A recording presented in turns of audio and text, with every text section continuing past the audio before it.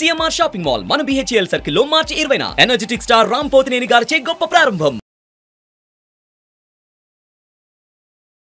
నమస్కారం, నేను మీ జాహ్నవి. మనతో ఉన్నారు ప్రముఖ జ్యోతిష్య వాస్తు పండితులు, జ్యోతిష్య వాస్తు శిక్షణ నిపుణులు, లలిత ఉపాసకులు, ప్రముఖ ఆధ్యాత్మికవేత్త బ్రహ్మశ్రీ నానాజీ పట్నాయక్ గురువు గారు. సూక్ష్మంలో మోక్షం ఈ ప్రత్యేక కార్యక్రమం ద్వారా మనకున్నటువంటి ప్రతి సమస్యకి ఎంతో చక్కటి సొల్యూషన్స్ అందిస్తూ చక్కటి పుణ్యక్షేత్రాల గురించి కూడా వివరణలు ఇస్తూ ఉన్నారు కదా గురువు గారు. మరి ఈ రోజు కూడా ఒక చక్కటి విషయాన్ని గురుగారు మాటలు అడిగి తెలుసుకుందాం. నమస్కారం గురుగారు. శ్రీమాత్రే నమః. గురుగారు, అయితే ఈ రోజు నేను అడగాలనుకుంటుంది వెరీ రీసెంట్ గా, అంటే నిన్నే మీరు కంచి వెళ్ళారు. అసలు చాలా ఆనందం అనిపించింది. అంటే కంచి సడన్ గా మీరు అమ్మవారి దర్శనానికి వెళ్ళారు. అంటే కంచి కామాక్షి అమ్మవారిని చక్కగా దర్శించుకున్నారు. కంచి కామాక్షి అమ్మవారి విశిష్టత, అసలు మీరు ఇంత సడన్ గా వెళ్ళడానికి కారణాలు చెప్పగలరా గురువు గారు? సడన్ గా అంటే ఏం లేదమ్మా, ఒక క్లయింట్ గురువు గారు అక్కడ కంచిలో బుధవారము శనివారము చందనోత్సవం జరుగుతుందండి, మీరు రండి, మేము వెళ్తున్నాము అంటే, అసలు సర్వసాధారణంగా ఎవరైనా పిలిస్తే నేను వాళ్ళకి ఎందుకు శ్రమ, మళ్ళీ వాళ్ళు నా కోసం వెయిట్ చేయడము, వాళ్ళందరూ పాపం శ్రమ పడతారేమో, లేదులేండి నేను చూసి చేస్తానని చెప్తా. చాలా మంది అడుగుతుంటారు, వందల మంది మనకు అడుగుతూ ఉంటారు అమ్మవారి అనుగ్రహం వల్ల, మేము పలానా దగ్గరికి వెళ్తున్నాం, మీరు రండి అక్కడ దర్శనం చేపిస్తామని. నా బాధ ఏంటంటే పాపం వాళ్ళు వెయిట్ చేయడం ఇవన్నీ ఎందుకులే అంటుంటారు. కానీ చందనోత్సవం అనగానే బుధవారం రోజు అయింది కదా, బుధుడు నీచ స్థానంలో ఉన్నాడు ప్రజెంట్. అలాంటి దేవతా సంబంధించింది ఏదైనా మంచి సమయం ఇది. అయితే అమ్మవారే ఆవిడ రూపంలో పలికిచ్చిందేమో, ఎందుకు పిలిచారు ఆవిడ అని అనుకొని, సరే నేను మా భార్య కలిసి వెళ్ళాము అక్కడికి, ధర్మపత్ని. మీరు నమ్మరు, పుట్టినప్పటి నుంచి ఇప్పటి వరకు కళ్ళు విపరీతమైన ఆనందాన్ని పొందాయి అంటే నిన్న ఆ చందనోత్సవం చూసినప్పుడు ఆనందాన్ని పొందాయి. అసలు ఎంత బాగుంది తెలుసా అండి అసలు చందనోత్సవం. అక్కడ క్షేత్రపాలకుడు అయ్యప్ప స్వామి, అక్కడ కంచి కామాక్షికి క్షేత్రపాలకులు ఉంటారు కదా, అయ్యప్ప స్వామి అయ్యారు. 4 గంటల ప్రాంతంలో అన్నారు. 4 గంటలకు ప్రారంభం అవుతుంది, స్లోగా 4:30కు ప్రారంభమైంది. దాదాపుగా 2 గంటలు చిల్లర ఎదురుగా పెట్టుకొని అన్ని అభిషేకాలు జరుగుతూ 1 by 1 జరుగుతూ మళ్ళీ తెర వేసేయడం, మళ్ళీ తీయడం చేయడం. నాకు అక్కడ ఏమనిపించిందంటే, అసలు అంటే ఒక్కొక్క అభిషేకం జరుగుతూ ఉంది. ఒకసారి పాలతో ఇలా వేస్తూ ఉంటే సగం వరకు పాలు, సగం వరకు ఈ నల్లటి విగ్రహం అమ్మవారిది ఇలా కూర్చొని చక్కగా మఠం వేసుకుని కూర్చున్నట్టుగా ఉంటుంది. ఆ సగం వరకు తెల్లగా అవుతున్నప్పుడు పరమేశ్వరుడు సగం ఉన్నట్టు, సగం పార్వతీదేవిలా అనిపించేది. అర్ధనారీశ్వరం.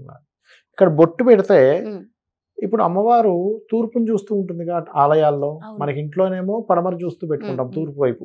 ఆలయంలో ఏంటంటే పడమరం వైపు కూర్చొని తూర్పును చూస్తూ ఉంటుంది ఏ విగ్రహం అయినా కూడా. వాటిలో దక్షిణముఖమని ఇట్లా ఉంటాయి. అయితే పడమరని కూర్చున్న అమ్మవారికి ఇక్కడ బొట్టు పెట్టి అభిషేకం చేస్తుంటే, ఆ బొట్టు మీద నీళ్ళ నుంచి అలా వాటర్ అభిషేకంలా పడుతూ ఉంటే, మనకు చూడండి సూర్య అస్తమం జరిగేటప్పుడు రంగులో మార్పు వస్తూ ఉంటుంది, దిగుతూ ఉంటే లేదా పెరుగుతూ ఉంటే, ఆరెంజ్ కలర్ లాగా, రెడ్ ఉన్నది కాస్త ఆరెంజ్ కలర్ లాగా, ఎల్లో కలర్ లాగా మారుతుంది, అలా కనబడేది. మీరు గమనించినట్లయితే కంచి కామాక్షి కళ్ళు కదులుతుంటాయి అంటుంటారు.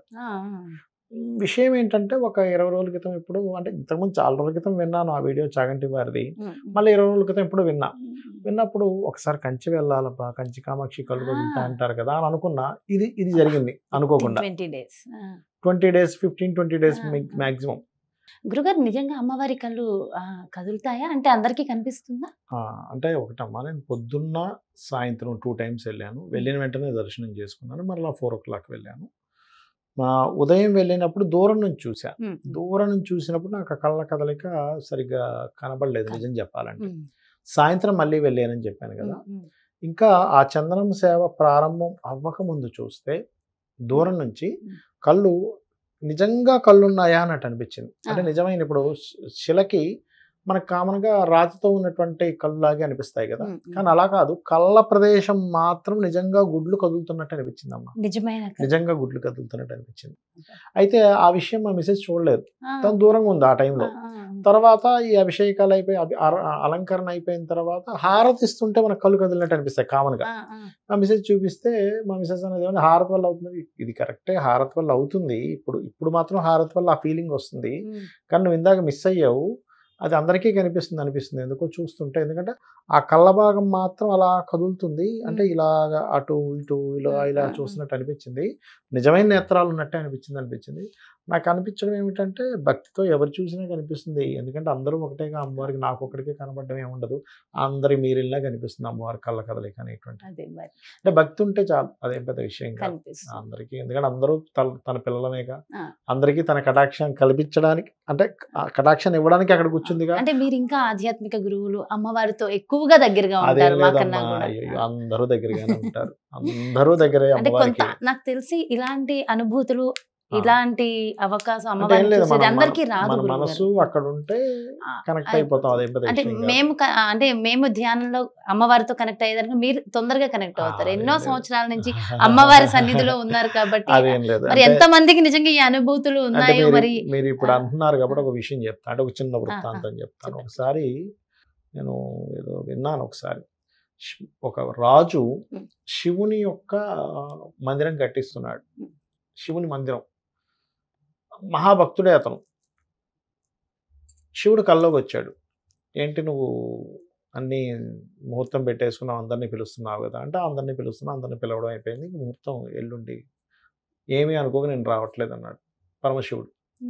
ఇదేమిటి స్వామి ఇలా అంటున్నారంటే, లేదు నాకు ఇంకొక మహాభక్తుడు ఉన్నాడు, ఆయన కడుతున్నాడు, ఆయనది కూడా ఉంది, ఆ రోజు ప్రారంభం, అక్కడికి వెళ్తున్నా, నువ్వు మార్చుకో ముహూర్తం అన్నాడు. ఎవరు స్వామి అతను అంటే, పలానా ఊర్లో ఉన్నాడు. ఎవరా అతను, ఆ భక్తుడు ఎవరని చెప్పి వెళ్ళి అడిగారు. ఆయన పిచ్చోడయ్యా, ఇవి గుడి కట్టడం లేదు పిచ్చోడ్లాగా ఏదో ధ్యానం చేసుకుంటాడు, ఆయన గుడి కట్టడం ఏంటి అన్నాడు. ఏమిట్రా అని చెప్పి ఆయన వదలకుండా వెళ్ళాడు. అక్కడికి వెళ్తే ఆయన ధ్యానంలో కూర్చున్నారు. ఆయన ధ్యానం నుంచి లేచాక, స్వామి మీరు గుడి కడుతున్నారంట కదా, ఎక్కడ అయిపోతుంది, ఎల్లుండి ప్రారంభం అవుతుంది, ఎక్కడ స్వామి అంటే, మనసులో కట్టుకుంటున్నాను అన్నాడు. మనసులో కట్టుకుంటున్నాను, నేను అందరి ఇళ్ళకి వెళ్ళాను, గుడి కడతాను, నువ్వేం గుడి కడతావు వెళ్ళిపోమన్నారు. మనసులో చక్కగా ఆ శిల్పుల్ని, మనసులో రోజు శిల్పులు వస్తుండగా, సంవత్సరాల తరబడి శిల్పులు వస్తుండగా, చెక్కుతుండగా ఊహించుకున్నాను. అందరూ వస్తున్నట్టుగా పెద్ద కట్టినట్టుగా అయ్యాను. ముహూర్తం పెట్టుకున్నాను, స్వామివారు వస్తున్నారన్న. అప్పుడు అసలు దండం పెట్టాడు. అంటే ఏమిటి ఇక్కడ, మీరు ఈ కలియుగా అనుకున్న గొప్పతనం చెప్పడానికి చెప్తున్నాను మీకు ఈ వృత్తాంతం. వాళ్ళ కాదు, భక్తి మనసుతో మీరు కనుక ఎప్పుడైతే కొలిచాడో, ఆ ఈశ్వరుడు ఆటోమేటిక్గా మీకు కరుణిస్తాడు. ఆ రాజు కరుణించలేదు కానీ చూడండి అసలు. అంటే రాజు కూడా కరుణించాడు, కానీ అక్కడ ఏమిటి, మనసులో అనుకుంటున్నాడు నేను గొప్పగా గుడి కట్టుకోవాలని. ధనం లేకపోయినా నువ్వు మనసుతో కడుతున్నావుగా. భక్తి ప్రధానం అనడానికి ఇది ఒక నిదర్శనం. అయితే అక్కడికి వెళ్ళి అలంకరణ చేస్తారండి. ఆఖరిలో నాకేమనిపించిందంటే, అలంకరణ చేసిన తర్వాత ఆ పురోహితుడిని చూస్తే, ఇప్పుడు చూడండి ఎవరైనా సరే పిల్లల అలంకరణ తల్లి బాగా చేస్తుంది. ఆ అలంకరణ చేసేటువంటి పురోహితుడిలోకి హిమవంతుడి యొక్క ఆత్మ వచ్చి చేరిందా అనిపించింది. చెప్తుంటే నిజంగా ఒళ్ళంతా ఒకలాగా పులకిస్తుంది. వచ్చి చేరిందా అన్నట్టుగా అనిపించింది నాకు. అసలు ఎంత శ్రద్ధగా చేస్తున్నారు, ఎంత ఇదిగా చేస్తున్నారు. ఇంకోటి ఏంటంటే, అది ఎన్విరాన్మెంట్ డిపార్ట్మెంట్కి సంబంధించింది కదా, కంచి పీఠానికి సంబంధించింది. అందుకని అక్కడ ఎక్కడ కూడా కమర్షియల్గా, అంటే ఒక రకమైన ఇది లేదు అక్కడ. చాలా అద్భుతంగా ఉంది. ఎనర్జీ అక్కడ ధ్యానం చేసుకుంటే కూడా చాలా బాగుంది. కోరికలు తీరుతాయి అంటుంటారు చూసారా. కంచి కామాక్షి అమ్మవారు కోరికలు తీర్చేది. కామ అక్షి అంటే, కామం అంటే కోరిక, మీ కోరిక ఏదైనా తీరుస్తుంది. నేను కూర్చొని ఏమైందంటే చెప్తాను చూడండి. ఒక గమ్మత్తైన విషయం జరిగింది అక్కడ. కూర్చున్నాను 4:30 ప్రాంతంలో. అంటే నాకేంటంటే మళ్ళీ నైట్ 9 o'clock కల్లా మళ్ళీ నేను రిటర్న్ అవ్వాలి అక్కడికి, చెన్నైకి వెళ్ళిపోవాలి. లేకపోతే నాకు ఫ్లైట్ మిస్ అయిపోతాను, నైట్ ఫ్లైట్. అందుకని 7 కల్లా నేను బయలుదేరితే 2 hours జర్నీ కంచి కామాక్షి నుంచి ఇక్కడికి, చెన్నై ఇక్కడికి. అంటే 150 minutes అట్లా ఉంటుంది. 2 hours, 1 hour ముందు ఉండాలిగా. 10:15కి ఉంది. అయితే మనసులో ఏమనుకుంటున్నా జరుగుతూ, ఇది ఎక్కువసేపు టైం పడితే ఒకవేళ మిస్ అయిపోతే ఎలాగా అని అనుకోని మనసులో అనుకొని, చూడండి అమ్మా, అమ్మవారి సేవ చేసుకుంటున్నాం ఇక్కడ కూర్చొని, అమ్మవారి చూసుకుంటున్నాం, అమ్మవారి డిలే చేస్తుంది కావాలంటే అనుకున్నా మనసులో. గుర్తుపెట్టుకోండి, డిలే చేసేలా చేస్తున్నా అనుకోని, అప్పటికి మనది మానవ బుద్ధి కదా అనుకున్నాను. మొత్తం మీద 6:45 కల్లా అంతా అయిపోయింది, బయటకు వచ్చేసాను. అక్కడ ఏదో ఇంకా ఎక్కువ ప్రసాదం తీసుకొస్తారండి అంటే, లేదండి నాకు టైం అయిపోద్ది, ఈ ఉన్న ప్రసాదం చాలు నాకు, ప్రసాదం ఎంత తిన్న ప్రసాదమే కదా. కానీ అక్కడ వాళ్ళు పాపం కొంచెం ప్రసాదం ఇచ్చారు. నేను మా మిస్సెస్ గబగబ బయలుదేరిపోయాను. మనసులో మాత్రం అక్కడ అనుకున్నాను కదా, డిలే చేస్తుంది ఏముంది లేదు, ఇక్కడ లేట్ అయినా ఏం పర్లేదని. నిజంగానే డిలే అయింది ఫ్లైట్.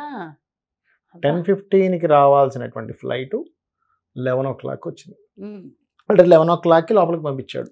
అంటే మీకు కరెక్ట్ సెట్ అయ్యే టైం. ముందే వెళ్ళిపోయాను కానీ మనసులో కోరాను కదా. మరి కోరుకున్న వాడిని అంటే నమ్మాను కదా, నమ్మిన వాడిని అక్కడికి వెళ్ళి డిలే అయ్యాక అప్పుడు మళ్ళీ గుర్తుకొచ్చింది. అప్పటిదాకా నాకు గుర్తులేదు. అరే ఏమిటి ఫ్లైట్ ఇంత డిలే అయింది ఏంటి, ఎందుకంటే ఆ ఫ్లైట్ డిలే అవ్వడం వల్ల ఇంటికి వచ్చేసరికి 2 అయింది అర్ధరాత్రి. ఓకే, కానీ అమ్మని అడిగారుగా. అడిగాం కదా, అడిగిన విషయం మర్చిపోయా. అడగడం అంటే మనసులో అనుకున్నా, అడగడం కూడా కాదు, డిలే చెయ్యమ్మా అని కూడా అనుకోలేదు. నేనేమనుకున్నానంటే అరే ఇక్కడ ఈ సేవలో ఉన్న అమ్మకి తెలీదా వీళ్ళు వెళ్ళాలని, కావాలంటే అమ్మ ఆపుకుంటుంది అని అనుకున్నాను. ఆ సెకండ్ అనుకుని మర్చిపోయాను. మళ్ళీ దాంట్లో నేనమైపోయా. ఏది చక్కగా అభిషేకం జరుగుతుంది, హారతి ఇస్తున్నారు, అలంకరణ, అబ్బా అసలు జన్మధన్యం అయిపోయింది చెప్పాలంటే. నిజంగా ఆవిడ చెప్పాను, అమ్మ మీ రూపంలో అమ్మవారు నన్ను పిలిపించింది అనుకున్నా ఇక్కడ. చాలా చాలా సంతోషం. అంటే మీ మీ యొక్క కోరిక కనుక ధర్మబద్ధమయ్యి భక్తిగా మీరు ఏది అడిగితే అది ఇస్తుంది కామాక్షి అమ్మవారు. అయితే ఈ సందర్భంగా ఒక చిన్న ప్రశ్న అడగచ్చా గురుగారు? భక్తిగా అన్నారు కదా, అసలు భక్తి అంటే అర్థం ఏంటి గురుగారు? చెప్తాను. ఇప్పుడు చూడండి, ఒక పక్షి ఉంటుంది. ఒక పక్షి తన పిల్లలకి ఫుడ్ తీసుకొస్తుంది. ఆ పక్షి ఎంతో ఇదైపోతుంది, దానికి ప్రేమతో అన్నం పెడుతుంది, ఫుడ్ పెడుతుంది. అలాగే ఒక పిల్లవాడికి తల్లి పాలు ఎంతో, అంటే ఫుడ్ కానీ పాలు కానీ ఎంతో ప్రేమగా పెడుతుందమ్మ. అట్లాగే అంటే ఫుడ్ కావచ్చు ఏదైనా కానీ, ఒక వ్యక్తి ఏ విషయంలో అయినా సరే విపరీత, ఇప్పుడు చూడండి అంటే దీంతో పోలుస్తున్నాను అనుకోకండి, కొంతమందికి బాగా డ్రింకింగ్ హ్యాబిట్ ఉంటుంది. సాయంత్రం అయ్యేసరికి ఎలాగో 100-50 సంపాదించేసుకొని అబ్బా అనుకుంటాడు, నాలుగు పీకేస్తుంది అంటాడు. అలా భగవత్ సంబంధించినటువంటిది ఏదైతే ఉంటుందో అది మీరు ఒక అభిషేకం చేసుకోవడం కానివ్వండి, ఒక పూజ చేసుకోవడం కానివ్వండి, లేకపోతే ఒక హారతి ఇవ్వడం కానివ్వండి, ఒక అగరబత్తి వెలిగించడం కానివ్వండి, భగవత్ సంబంధించినటువంటిది చేసే పనిలో మీరు తన్మయత్వం చెంది పారవస్వత్వంతో చేస్తారు. చూసారా, చెయ్యాలి ఈరోజు నేను ఎలాగైనా చేయాలి, అబ్బా చేయాలి కాదు, నేను ఖచ్చితంగా చేయాలి, ఎంతో ప్రేమగా చేయాలి అనేటువంటిది. ఇప్పుడు ఆ పిట్ట ఎవరు చెప్పారు చెప్పండి? ఆ పిట్టకి ఇవి తినలేవు, ఇవి ఎగరలేవు, తీసుకొచ్చి పెట్టాలని ఎవరు చెప్పారు? ఎవరు చెప్పలేదు. గుడ్లు పెట్టబోతున్నావు కాబట్టి నీకు గూడు కావాలని ఎవరు చెప్పారు? నేచర్. అది ఎక్కడైనా నేర్చుకుందా? నేచరు అది ఎలాగైతే వస్తుందో ఆ రకంగా ఏంటంటే అమ్మవారి మీద ఆ భక్తి అంటే ఏంటంటే ఇందాక చెప్పాను చూసారా, భగవత్ సంబంధించింది వింటే అబ్బా నిజమా, ఒక పాట వింటున్నాం, తన్మయత్వం చెందడం. అంటే భగవత్ సంబంధించిన విషయంలో తన్మయత్వం చెందుతూ మీరు చేస్తున్నారంటే దట్ ఈస్ భక్తి. అంటే పరవశించి చేసేది భక్తి. నమ్మి అంటే ఇప్పుడు అమ్మ చూపించేది వాత్సల్యం పిల్లల మీద, భగవత్ సంబంధించిన వాటి మీద మనం చేసేటువంటి దాన్ని భక్తి అంటారు. అది అలాగా నార్మల్ గా చేయడం కాదు, పరవశించిపోతూ. ఇప్పుడు చూడండి, మనకి శంకరాభరణం మూవీ ఉంటుంది, అందులో శంకర అని ఒక పాటలో పరవశాన శిరసూగంగా అని ఒక మొత్తం అంటే శివుడి కోసం డాన్స్ చేస్తుంటాడు ఆ వర్షంలో.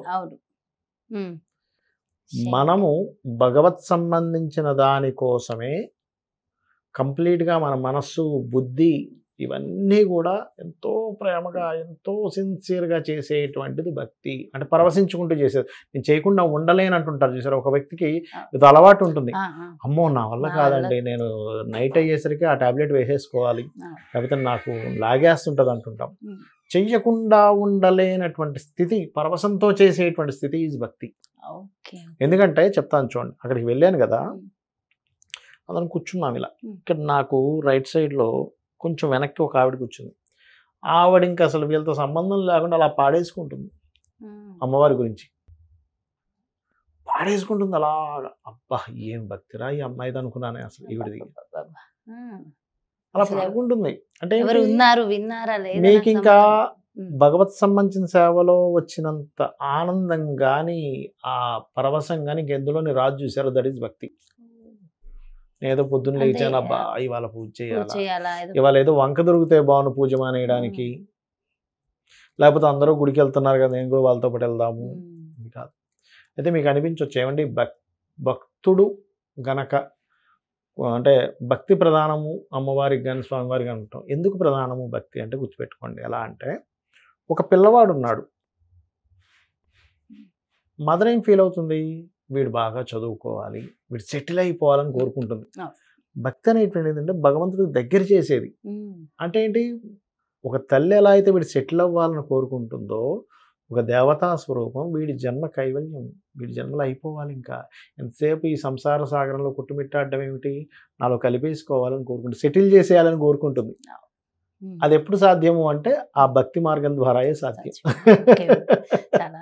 అయితే ఈ కంచి కామాక్షి అమ్మవారి ఆలయంలో చాలా అద్భుతాలు మిరాకిల్స్ ఉన్నాయన్నారు కదా, ఒకటి రెండు మీ మాటల్లో చెప్పండి. ఒకటి రెండు అంటే ఒకటేనమ్మా, మీరు గనక ఏదైనా ధర్మబద్ధమైనటువంటిది గనక మీరు కోరుకోగలిగితే ఖచ్చితంగా తీరిపోతుంది.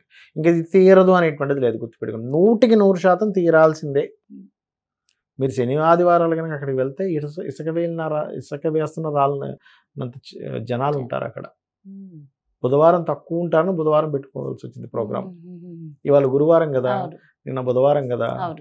అది సో నిజంగా అంటే ఖచ్చితంగా అంటే మీ కోరిక ఇంకా అసలు ధర్మబద్ధమైన కోరిక లేని సంతానం లేదు, లేదా ఉద్యోగం లేదు, వ్యాపారము అభివృద్ధిలో రావట్లేదు, లేకపోతే అనారోగ్యంతో ఉన్నారు, లేకపోతే ఏవో తగాదా ధర్మబద్ధంగా మీ ల్యాండ్ మీకు రావాలి, వివాహమే అనుకోండి, ఇవేమైనా ఒకటే. దీనికి మంత్రం కూడా చాలా సింపుల్. ఓం కామాక్షి దేవతాయై నమః. అక్కడికి వెళ్ళి ఆ ఆలయంలో అది గనక చేయగలిగితే మీకు అక్కడ ఎనర్జీ తెలుస్తుంది. అక్కడ కొంచెం మెడిటేషన్ చేశాను. కంచి కామకోటి పీఠాది సంబంధించిన వాళ్ళది ఇది, ఈ ఆలయం అనేటువంటిది ఎండోన్మెంట్ది కాదు. అసలు కూర్చొని చేస్తుంటే ఎంత అద్భుతమైన ఎనర్జీ అసలు. ఎందుకంటే చాలా మంది అక్కడికి వెళ్ళిన తర్వాత అనారోగ్యాలు నయమైంది నేను చూసా. చాలా మందికి కానటువంటి వివాహాలు అవ్వవు, ఇంకేం వివాహం అవుతుంది, దీనికి ఏమీ లేదనుకున్న వ్యక్తికి కూడా సడన్ గా ఒక మంచి ఉద్యోగం వ్యాపారంలోకి వెళ్ళడం, చక్కగా వాళ్ళకి వివాహాలు అవ్వడము. అదేవిధంగా అంటే కోరికలు తీర్చేటువంటి అమ్మవారు కదా, అవ్వడము, ఇట్లాంటివి నేను చూడడం జరిగింది. నేను వెళ్ళినప్పుడు నేను కూడా చాలా అసలు ఇంకా ఆ ఫీల్డ్ లోనే ఉన్నాను. ఇంకా చెప్పాలంటే ఎనర్జీస్ అదంతా కూడా అంటే మీ దగ్గర ఎప్పుడు ఆ ఎనర్జీస్ ఉంటాయి. అమ్మవారి ఉపాసకులు కాబట్టి ఎప్పుడు మీతో అమ్మవారు ఉన్నారు. ఇంకా డబల్ ఫీల్ అయ్యింది. అంటే నాకు షేర్ చేసుకుని అందరూ తరించాలనిపించింది. మీ మాటల్లో మాకు ఒళ్ళంతా పులకరించింది. నాకే కదా, నాకు తెలిసి విన్న భక్తులు ప్రతి ఒక్కళ్ళకి కూడా అదే ఫీలింగ్ ఖచ్చితంగా అవుతుంది. ఇక్కడ అమ్మవారిని కళ్ళకి కట్టినట్టు మాకు చూపించేశారు గురువు. అమ్మవారు అంటే ఎనర్జీ కదా, ఎనర్జీ దగ్గరికి వెళ్ళినప్పుడు ఎనర్జీ. అది మీ మాటల్లో వినడం చాలా సంతోషంగా ఉంది. చాలా అంటే చాలా ఆనందంగా. అంటే చాలా మంది పాపం ఎంతో కష్టపడుతుంటారు, కోరిక తీరిపోవాలి. ప్రతి ఒక్కరికి కావాల్సింది ఏంటి, అయ్యో నేను కష్టపడుతున్నా నా కోరిక తీరాలి. కంచి అమ్మవారు కోరికలు తీర్చే తల్లి.